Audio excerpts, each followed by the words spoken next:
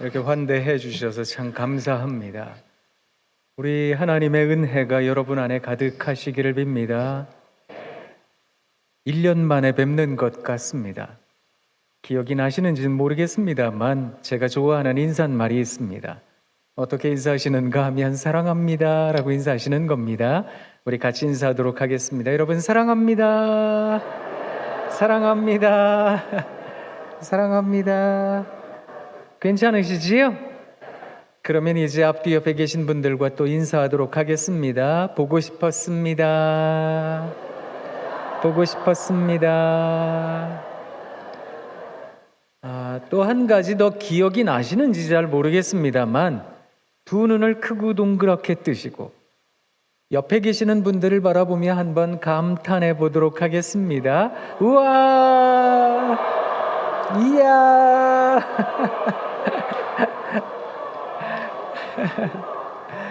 와, 잊지 않고 잘 기억하고 계시네요. 참 고맙습니다.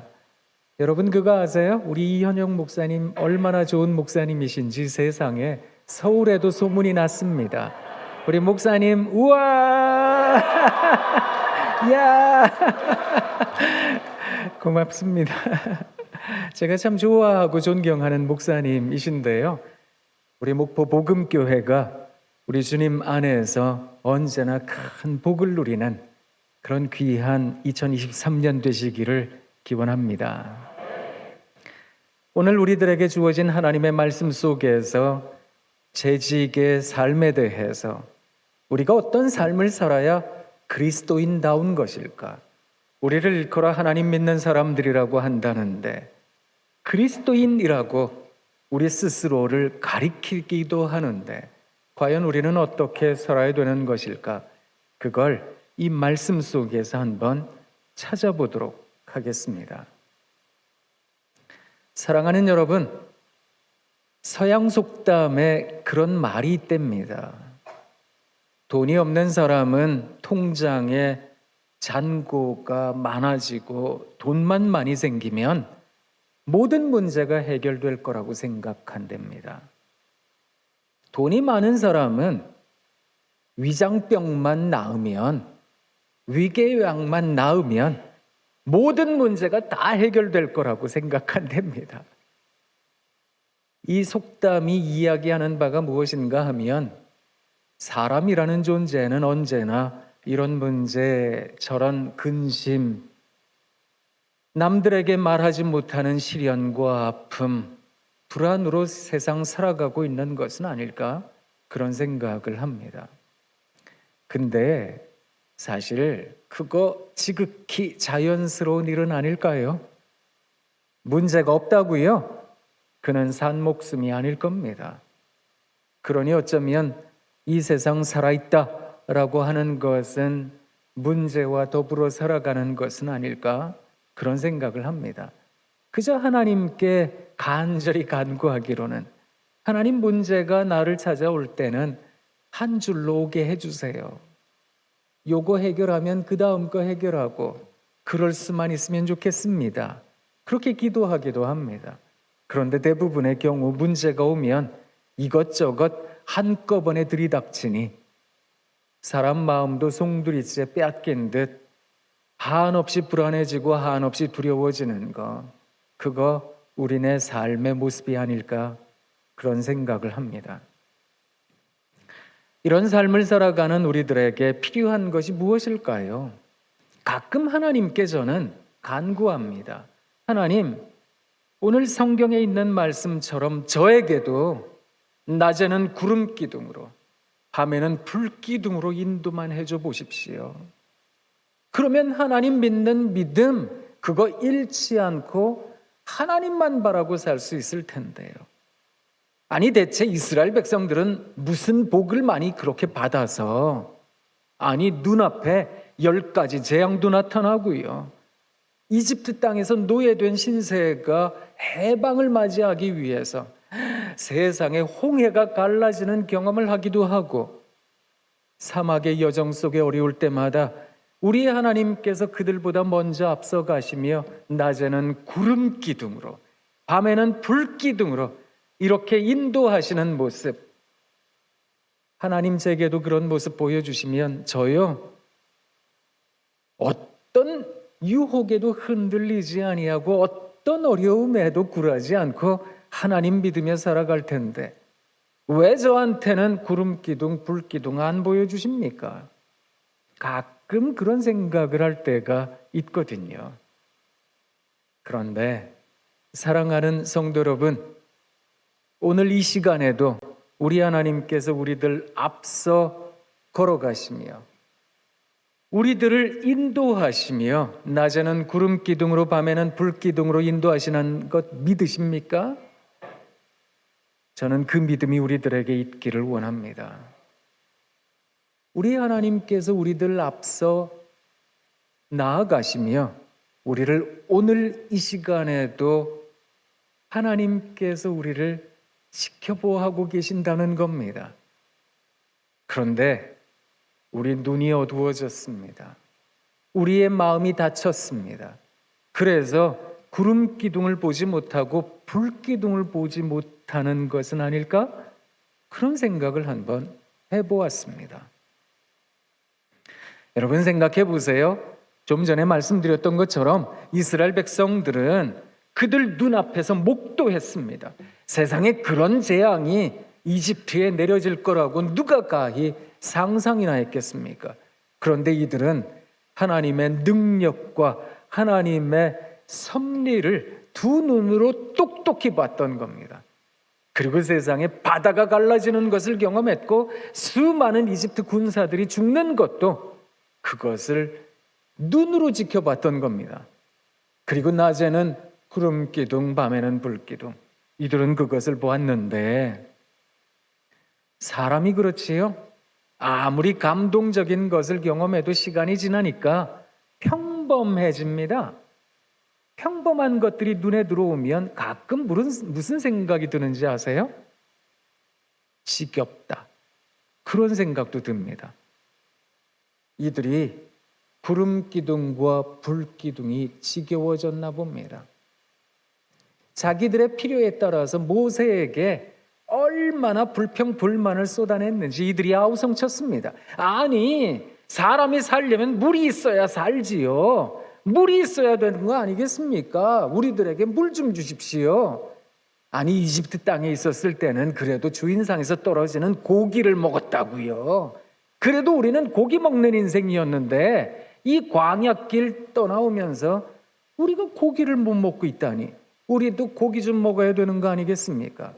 이들 눈에 구름 기둥과 불 기둥이 사라졌습니다. 그들에게 만나가 사라져 버렸습니다. 그리고 이것저것 불평불만에 가득해서 도대체 언제쯤 하나님 나라에 이르는 걸까? 아니, 하나님께서 약속하신 그 나라 말입니다. 그 가나안 땅에는 언제 가게 되는 것일까? 이들은 모든 것이 다 지겨워졌고 모든 것이 다 싫어졌던 겁니다. 여러분 어떠세요? 우리는 행여 그러한 삶을 살아가고 있는 것은 아닐까? 나는 과연 내 눈앞에 펼쳐진 이 세상을 바라보며 하나님께서 내게 주고 계시는 아주 강렬한 메시지인 구름 기둥과 불 기둥을 우리는 도외시한 채 무시한 채 살아가고 있는 것은 아닐까? 그래서 우리가 그리스도인들이라고 한다면, 하나님 앞에서 직을 받은 사람들이라고 한다면, 그렇다면 언제나 우리들의 눈이 열려 있어야 되겠습니다. 십자가 내가 처음 볼 때에 나의 맘에 큰 고통 사라져 오늘 믿고서 내 눈 밝았네 참 내 기쁨 영원하도다. 눈이 밝아져야 되겠습니다. 그러면 우리들의 기쁨이 영원해집니다. 날마다 바라보는 것, 이게 내 마음에 안 들어요. 도대체 하나님 나한테 왜 이런 것들을 자꾸 보여주십니까? 왜 나는 자꾸 이런 상황에 있어야 되면 내 주변은 왜 이렇게 소란하고 그저 서로 간에 따뜻하고 정이 있고 즐거운 웃음이 가득하고 그러면 얼마나 좋을 텐데 왜 나는 질이 이렇게 어려운 인생길 걸어가고 있는 겁니까? 하나님께 하소연하다 보면 기쁨을 다 잃어버립니다. 그런데 사랑하는 여러분, 꼭 부탁드리고 싶은 게 있습니다.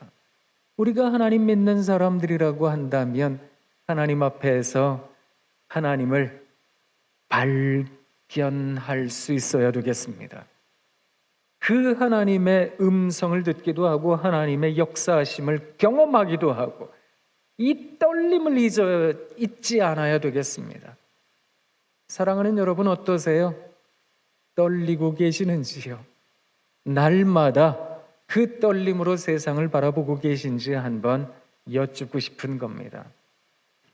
제가 여러분들에게 시 한 편 읽어드리려고요.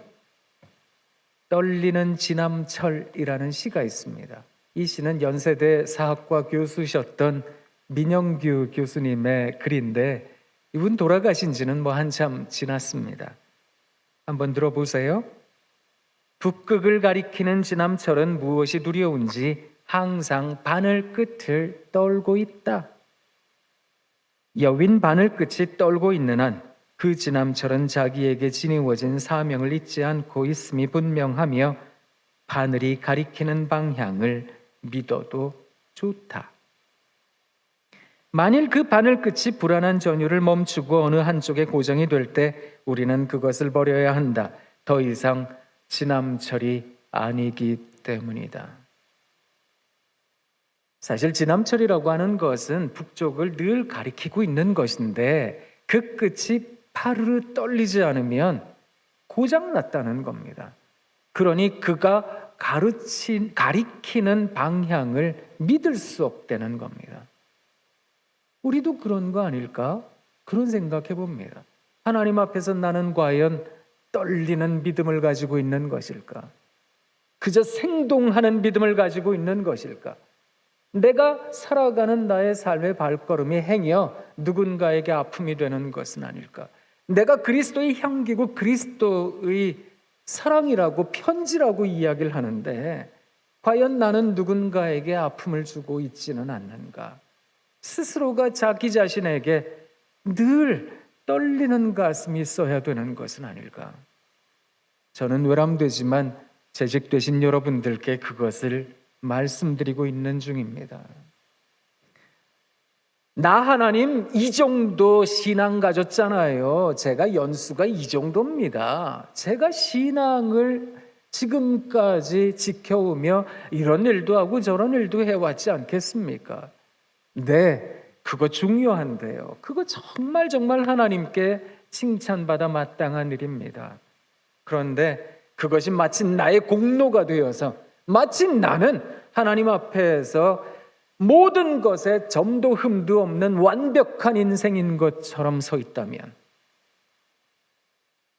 그건 하나님 앞에 서 있는 그리스도인의 자세는 아니라는 생각을 해봅니다. 언제나 나는 떨려야 하는 것은 아닐까? 그게 저는 또 사랑이라는 생각을 하거든요. 사랑하는 여러분 한번 생각해 보시지요. 자녀가 잘못되면 내가 실패한 것 같습니다. 애들에게 험한 일 생기면 내가 죄인인 것 같습니다. 다 나 때문에 이런 사단이 벌어졌고 나 때문에 이런 문제가 벌어졌고 내가 기도하지 못해서 내가 모자라서 내가 하나님 앞에서 온전치 못해서 그런 생각이 절로 드는 거, 그거 부모된 심정, 사랑하는 사람의 마음이 아니겠습니까? 이수정이라는 아동문학과 선생님이 계세요. 이분이 미안한 마음이라는 동시 썼습니다. 들어보세요. 시골 할머니는 아버지에게 자꾸 미안하다 하신다. 고생시켜 미안하고 돈 없어서 미안하고 줄 게 없어 미안하고 못해줘서 미안하고 못 먹인 건 미안하고 어린 것에게 일만 시켜 다 미안하다는 할머니는 부부렁한 허리 자꾸만 kup죄인다. 이 어머니로서는 자기의 몸과 마음 모든 것을 헌신해서 아마 자녀를 사랑했을 겁니다. 그런데 이것도 못 해준 게 미안하고 저것도 모자라서 미안하고 더 좋은 부모 만났더라면, 더 좋은 환경의 집안에 태어났더라면 내 새끼 더 잘 살았을 텐데 나같이 못난 인생 밑에 크느라고 얼마나 고생 많이 했을까. 그게 사랑하는 사람의 마음이 아닐까. 우리는 날마다 조금 떨려야 되는 것은 아닐까. 이 떨림이라는 것은 사랑의 마음이라고 말씀을 드렸는데 어쩌면 세상에 대해, 스스로에 대해, 내 이웃에 대해, 교우들에 대해 늘 부끄러운 마음 갖는 거 아닐까, 이런 생각을 합니다. 그런 부끄러움이 있어야 구름 기둥이 눈에 보인다는 생각을 합니다. 불기둥이 보인다는 생각을 합니다. 어떠세요? 하나님께서 나를 인도하지 않으시는 것처럼 느껴지세요? 아니, 하나님 계시다면 이러실 수는 없지요. 내가 왜 그런 일을 경험하고 내가 왜 내 몸이 이렇게 아파야 되고 왜 우리 가정에 이런 한숨이 있어야 되는 겁니까? 그 생각에 사로잡히다 보면, 그 생각에 매몰되다 보면 하나님이 안 보인다니까요. 믿음이 있는 사람들은 늘 하나님 앞에서 어떤 떨림을 가져야 됩니다. 이 떨림을 일컬어 낭만이라고 말하기도 합니다. 사랑하는 복음의 신앙가족 여러분, 하나님 전에 오시면 낭만적이 되세요? 살아가시면 낭만적인 삶을 사세요? 낭만이란 어떤 것일까? 노발리스라는 독일의 낭만파 시인이 그렇게 말을 했답니다. 평범한 것에서 거룩한 가치를, 아주 일상적인 것에서 숭고한 의미를 발견하는 것이라고. 우리가 이 세상 살아가며 하나님을 발견할 수만 있다면 우리는 낭만적인 인생이 아니겠습니까? 숭고와 가치를 발견하니 말입니다.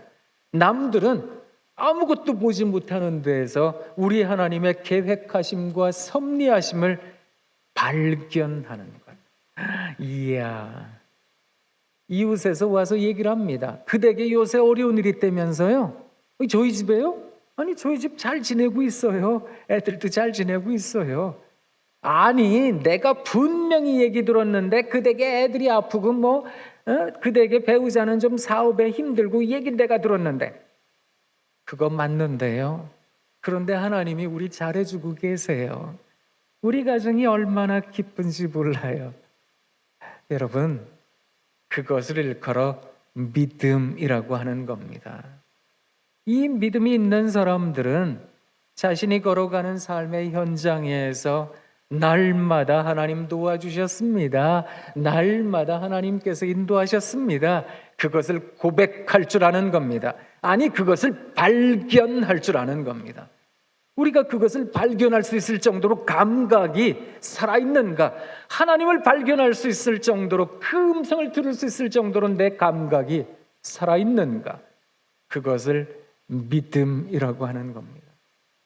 그 믿음이 우리들에게 넘쳐나길 원합니다. 그래서 사랑하는 복음의 신앙 지체 여러분, 또 재직 여러분, 여러분들께 이렇게 권면드리고 싶습니다. 사랑하는 여러분, 날마다의 삶에서 하나님 앞에서 떨리시면 좋겠습니다. 우리 예수님께서도 그러셨지만 진짜로 그런 것 같거든요. 왜 천국에 가까운 사람들은 누굴까요? 아무래도 먼저 생각할 수 있는 것은 어린아이들 아니겠습니까? 너희가 이 어린아이와 같지 아니하면 결단코 하나님 나라 갈 수 없다. 우리 주님께서도 그렇게 말씀하셨으니 말입니다. 이 아이들은 아주 단순하고 때로 순백하기까지 합니다. 고지곳대로 들리고 고지곳대로 보이는 부분이 많거든요. 그런데 그런 단순함이, 어쩌면 그런 일치성이, 세상을 살아가는 그런 순수함이 하나님 나라를 발견하게 하나 봅니다. 그런데 이 아이들과 비슷한 분들이 계세요. 그분들이 누구신지 아세요? 연세가 지긋하신 어르신들이요. 이분들은 또 하늘나라와 가까우시잖아요. 그러니까 얼마나 하나님 나라를 잘 보시는지, 지혜를 깨달으시는지. 얘야, 너무 애들한테 그러지 마라. 애들 그렇게 다그치는 거 아니다. 아니, 인생을 살아보니까 그렇게 너무 공부하지 마라. 아니, 어머니는 그런 것도 모르시면서 이 세상이 어떤 세상인지도 모르시면서 뭐 그런 얘기를 하세요. 애들은 이렇게 시켜야 된다고요. 그러면서 부모님과 자녀들 사이에 손주 교육에 대하여 갈등이 생기기도 하시잖아요.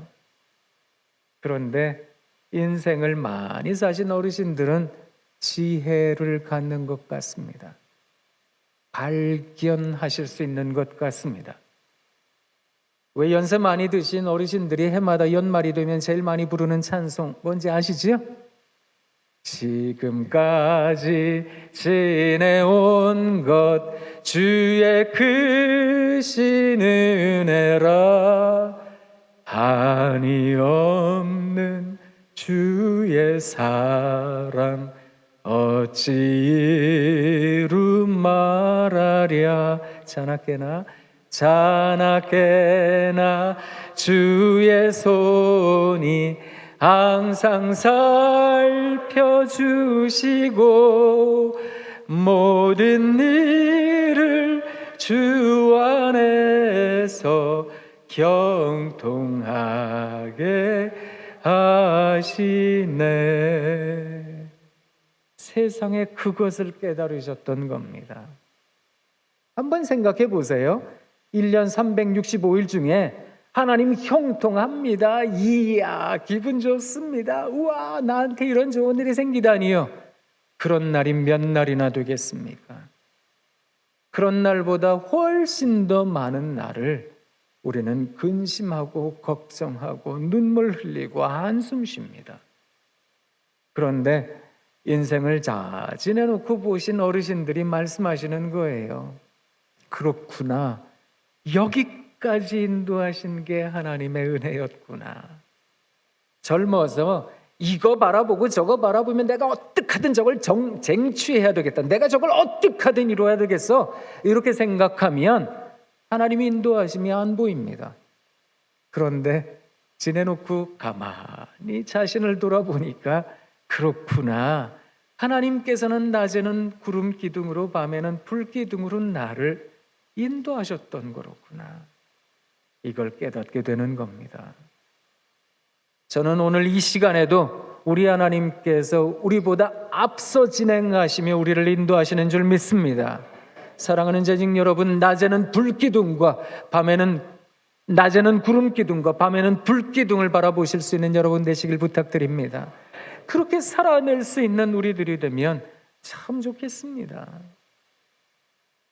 그런 사람들은 떨리는 가슴으로 날마다 하나님 앞에서 낭만적인 심정을 갖고 우리 하나님을 발견하며 스스로 언제나 부끄러움을 갖고 이 세상 삽니다.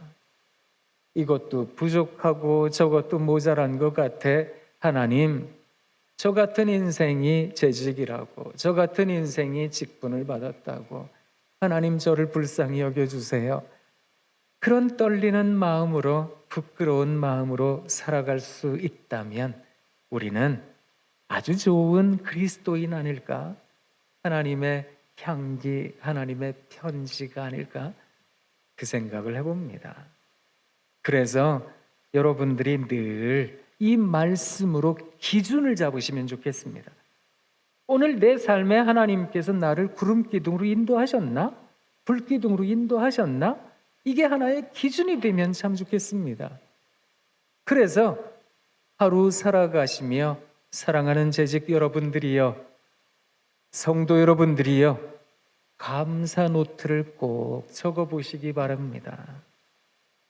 하루에 5개씩, 아니 5개 너무 많은 것 같아요.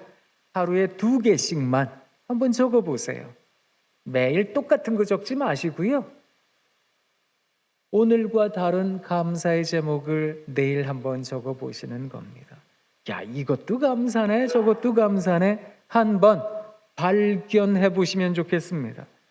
그러면 하나님의 사랑이 얼마나 큰지 그 사랑이 나를 뒤덮는 것을 여러분 깨닫게 되실 겁니다. 그럼 진짜 부끄러우신다니까요. 나 같은 부지런이 같은 인생을 하나님께서 여기까지 인도하셨구나. 하나님 참 고맙습니다. 그것을 고백하게 됩니다. 제가 좋아하는 시인 가운데 27이라는 젊은 나이에 세상 떠난 시인이 있습니다.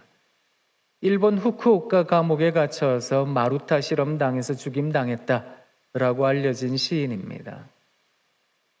윤동주 시인입니다. 이분 돌아가신 뒤에 유고 시집이 나왔지요. 하늘과 바람과 별과 시.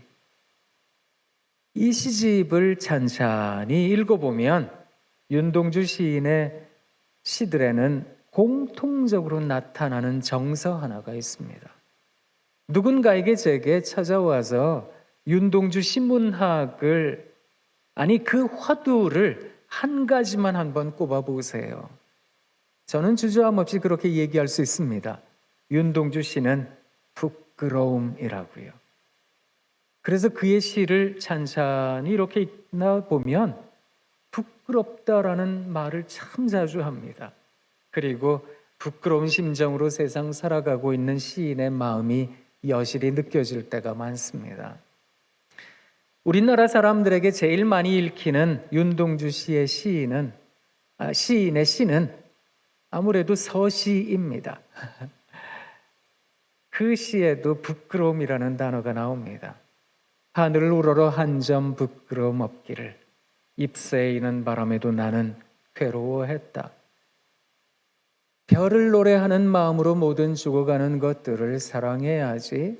그리고 나한테 주어진 길을 걸어가야겠다. 오늘 밤에도 별이 바람에 스치운다. 하늘에 있는 별은 우주 밖에 있으니까 지구상에 부는 바람에 영향을 받지 않을 겁니다. 그런데 왜 자꾸 그 별이 이 지상에서 부는 바람에 스치운다고 말하는 걸까요? 그만큼 여기서 살아가는 삶이 어려우니까, 버거우니까 그런 거 아니겠습니까? 이 사람에게는 부끄러움이 있었습니다. 요사이도 그렇지만 예전엔 더 그런 게 있었잖아요. 이 사람 아들인데 일본 땅에서 유학한다고, 공부한다고, 북간도 저 만주 땅 계시는 어머니, 그 어머니 봉양하지 못했다는 부끄러움이 있었습니다.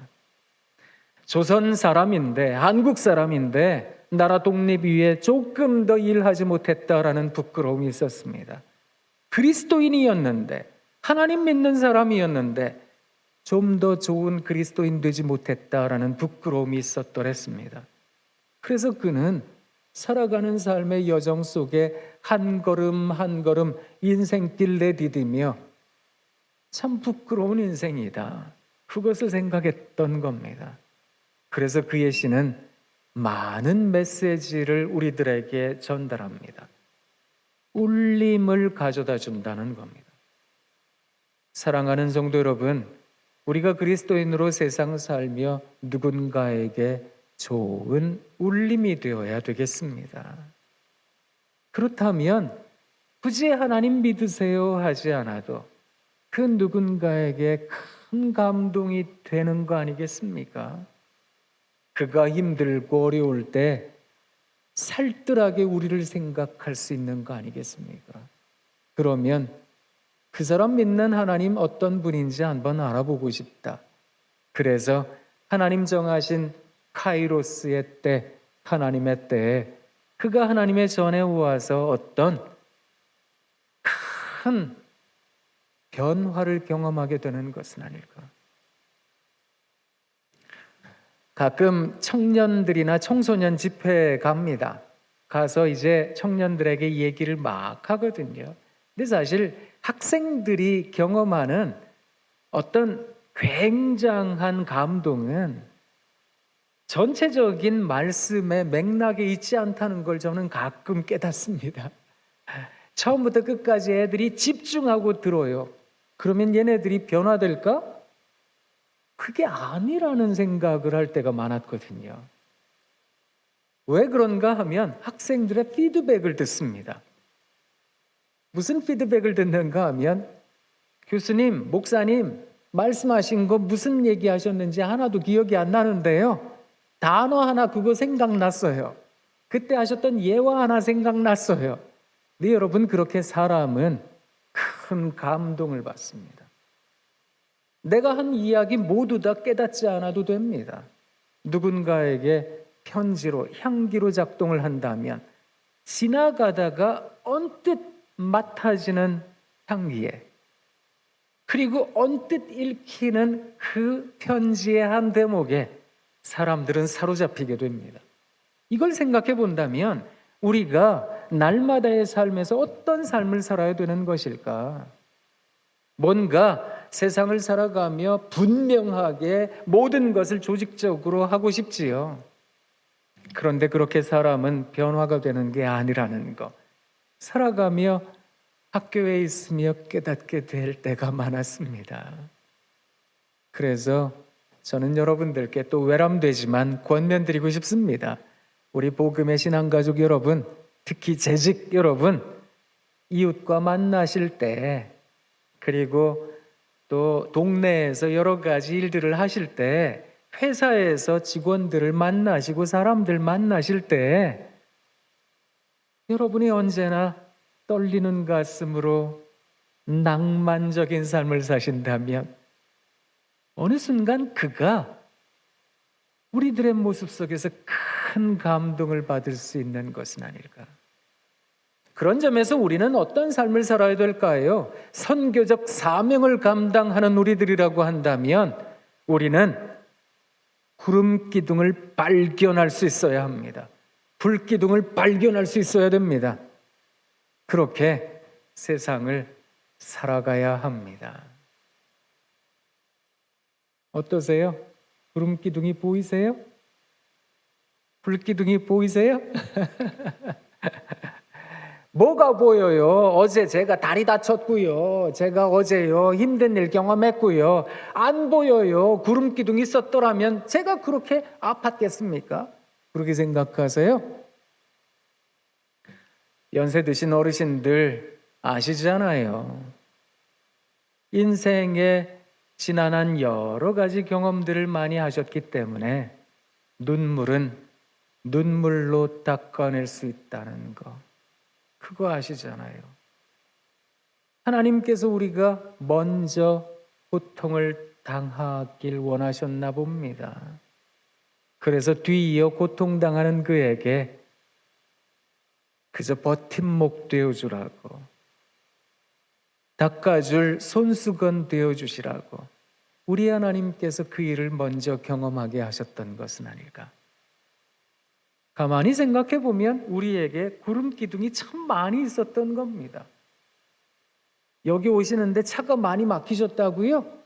이게 뭐 이렇게 차가 많이 막혀? 차들이 없어져야지. 네? 사람들이 왜 이렇게 많아? 그러셨다고요? 어쩌면 그 구름 기둥 덕에 여러분이 안전하게 예배당 오실 수 있었던 거 아니겠습니까? 우리에게 날마다의 감사가, 하나님 고마워요, 감사해요, 그 감사의 고백이 우리로 하여금 구름 기둥과 불 기둥을 발견하게 합니다. 사실 그렇게 살아가면 내 옆에 있는 사람 하나하나가 다 살뜰하게 들어옵니다.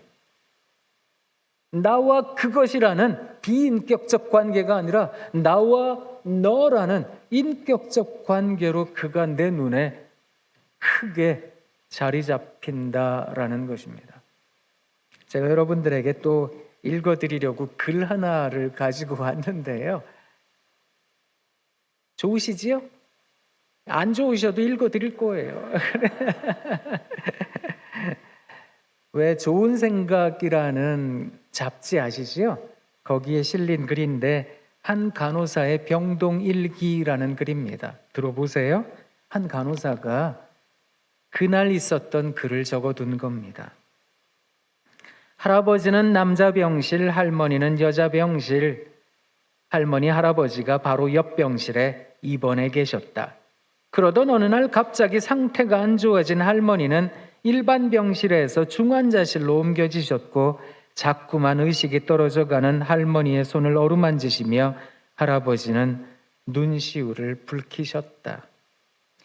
다음 날 아침 할머니는 다행히 깨어나셨다. 보청기를 낀 할아버지는 밥을 먹으러 식당으로 가던 나를 붙잡으시더니 할머니의 상태에 대해 내가 하는 설명을 한마디도 놓치지 않고 잘 들으시려고 애를 쓰셨다. 할아버지, 할머니 좋아지셨어요. 걱정 안 하셔도 돼요. 라는 말에 내 손을 꼭 부여잡으시면서 연신 감사합니다를 되뇌셨다. 그 후로 수일간 할머니는 중환자실에서 계셨다. 할아버지는 매일 아침 매점에서 과자며 음료수며 아이스크림을 사서 간병인들에게 한 봉지, 간호사들에게 한 봉지 나눠주셨다. 미안하다고, 고맙다고 연신 고개를 조아리셨다. 그런데 오늘 할아버지는 조용히 주무시고 계신 할머니께서 눈을 뜨시지 못하자 할머니께서 숨을 거두신 줄 알고 어찌할 바를 모른 채 다급하게 할머니 이름을 목 놓아 부르며 통곡하셨다. 할아버지 걱정하지 마세요. 할머니 피곤하셔서 주무시는 거예요. 라고 옆에 조용히 다가가 말씀드렸더니 할아버지는 격해진 울음을 쉬 거두지 못하시고 계속 크느끼셨다. 수십 년을 함께 살고서도 아니 수십 년을 같이 살았기에 더 애틋해 조금만 더 함께 하고자 하는 그 마음을 옆에서 바라보며 먹먹한 하루였다. 사람이 귀중한 것도 하나님 나라 갈 때가 가까우면, 하나님께 가까우면 그게 여겨지나 봅니다. 그렇죠? 기뻐할 수 있을까요? 그게 어렵거든요. 불가능하거든요. 그러니 주님께서 우리들에게 가르쳐 주시는 겁니다. 주 안에서 기뻐하라고요.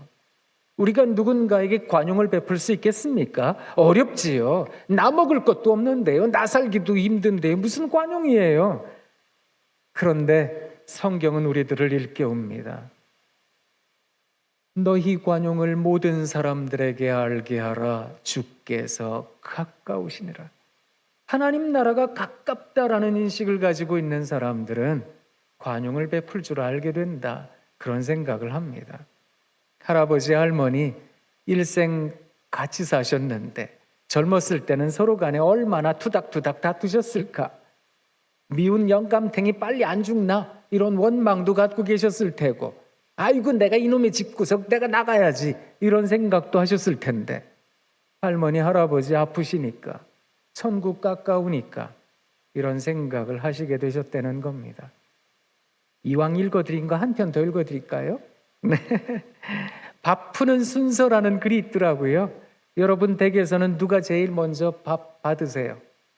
한번 들어보세요. 친정에 가면 어머니는 꼭 밥을 먹여 보내려 하셨다. 어머니는 내가 친정에 가면 부엌에 못 들어오게 하셨고 오남매의 맞이라 그러셨는지 남동생이나 당신보다 항상 내 밥을 먼저 퍼주셨다. 어느 날 오랜만에 친정에서 밥을 먹으려고 하는데 여느 때처럼 제일 먼저 푼 밥을 내 앞에 놓자 어머니가 예, 그거 내 밥이다 하시는 것이었다. 민망한 마음에 엄마 웬일이유? 늘 내 밥을 먼저 퍼주시더니 하며 얼굴을 붉혔다. 그게 아니고 누가 그러더라. 밥 푸는 순서대로 죽는다고. 아무래도 내가 먼저 죽어야 안 되겠냐? 그 뒤로 어머니는 늘 당신 밥부터 푸셨다. 그리고 그 이듬해 어머니는 돌아가셨다. 어머니가 돌아가신 후에 그 얘기를 생각하며 많은 눈물을 흘렸다. 그리고 남편과 나 중에 누구 밥을 먼저 풀 것인가를 많이 생각했다. 그러다 남편 밥을 먼저 푸기로 했다.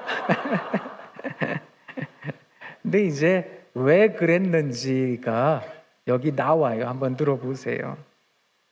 그냥 당신 먼저 주고 이런 뜻이 아니에요. 한번 들어보세요. 호랍이 3년에 이가 서말이고 과부 3년에 깨가 서말이라는 옛말도 있듯이 뒷바라지 해주는 아내 없는 남편은 한없이 처량할 것 같아서이다. 더구나 달랑 딸 하나 있는데 딸아이가 친정아버지를 모시려면 무척 힘들 것이다. 만에 하나 남편이 아프면 어쩌겠는가. 그러니 더더욱 내가 옆에 있어야 될 것 같다. 남편을 먼저 보내고 고통스럽더라도 내가 더 오래 살아 남편을 끝까지 보살펴주고 뒤따라가는 게 좋겠다는 결론을 내렸다. 그때부터 줄곧 남편 밥을 먼저 푸고 있다. 남편은 물론 모른다. 그런데 혹 알게 되면 남편은 내 밥부터 푸라고 할까? 남편도 내 생각과 같을까? 원하건대 우리 두 사람 늙도록 의좋게 살다가 남편을 먼저 떠나보내고 내가 나중에 죽었으면 좋겠다. 정말 그랬으면 좋겠다.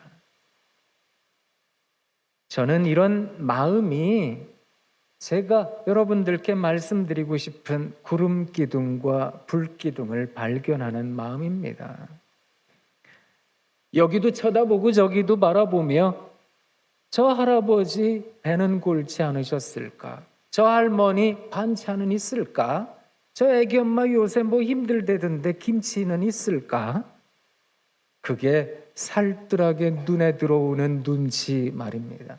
그냥 나 잘 되자고 보는 눈치, 그런 처세술 말고요. 이 사람 아프지 않을까? 저 사람 힘들지 않을까? 이게 내 눈에 발견되어지는 거예요. 그걸 배려라고 하는 겁니다. 그 배려가 우리네 삶에 묻어 있어야 되겠습니다. 그러려면 우리에게 먼저 필요한 마음이 있습니다. 그 마음이 뭘까요? 내 눈에 구름 기둥과 불 기둥이 발견되는 거예요. 이 낭만이 내게 있는가? 하나님께서 나를 지금껏 인도하고 계시는 거로구나. 오늘 이 순간에도 하나님께서 나를 인도하고 계셨던 거로구나. 그걸 몰랐네. 주님, 저를 불쌍히 여겨주세요. 이제 하나님 바라보며 살아갑니다. 그게 그리스도인의 삶, 재직의 삶, 성도의 삶이 아닐까? 우리가 그렇게 누군가의 향기가 되고 누군가의 좋은 그리스도의 편지가 될 수 있다면 얼마나 좋을까? 그게 우리 복음교회를 환하게 비출 줄 믿습니다. 그렇게 살아내시는 여러분 되시길 부탁드립니다. 그러면 어떻게 하면 이렇게 날마다 구름 기둥과 불 기둥을 발견할 수 있을까요? 어떻게 하면 날마다 떨리는 가슴 가질 수 있을까요? 낭만적인 삶은 어떻게 가능할까요? 조금 이따 예배 끝나고 나서 재직 수련회 때 말씀드리겠습니다. 기대가 되시지요? 네. 우리 모두에게 하나님 주시는 믿음이 가득하길 빕니다. 여러분 사랑합니다. 사랑합니다. 사랑합니다. 자, 옆에 계신 분들 바라보며 한번 감탄해 보도록 하겠습니다. 우와! 이야! 기도하겠습니다. 하나님 참 고맙습니다. 사랑하는 복음교회 귀한 성도님들과 함께 예배드리며 하나님 말씀 생각했습니다. 구약 성경에 있었던 기적이 오늘 내게도 이루어지기를 바라는 인생이 아니라 기적을 날마다 발견하는 인생 되게 하옵소서. 그래서 하나님 주시는 그 기적으로 하나님 감사합니다. 날마다 고백하며 살아갈 줄 아는 우리 모두 되게 하옵소서. 예수님 이름으로 기도합니다. 아멘.